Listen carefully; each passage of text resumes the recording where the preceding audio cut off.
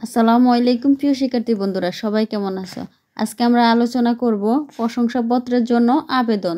প্রথমেই তারিখ, বরাবর, প্রধান শিক্ষক, বিদ্যালয়ের নাম, উপজেলা, জেলা। বিষয় প্রশংসাপত্রের জন্য আবেদন। জনাব, সবিনয় নিবেদন এই যে আমি আপনার বিদ্যালয় অথবা কলেজের একজন প্রাক্তন ছাত্র অথবা ছাত্রী। আমি 2018 সালে আপনার বিদ্যালয় অথবা কলেজ থেকে এসএসসি পরীক্ষায় জিপিএ পেয়ে উত্তীর্ণ হয়েছি। আমার চাকরির প্রয়োজনে একটি প্রশংসাপত্রের প্রয়োজন।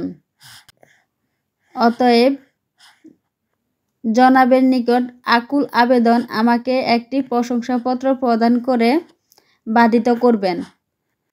বিনীত নিবেদক অথবা নিবেদিকা, ছেলে হলে নিবেদক, মেয়ে হলে নিবেদিকা।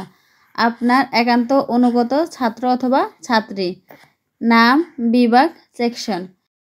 সবাই ভালো থেকো, সুস্থ থাকো। ভিডিওটি ভালো লাগলে আমার চ্যানেলটি সাবস্ক্রাইব করে পাশে থাকবে। আল্লাহ হাফেজ।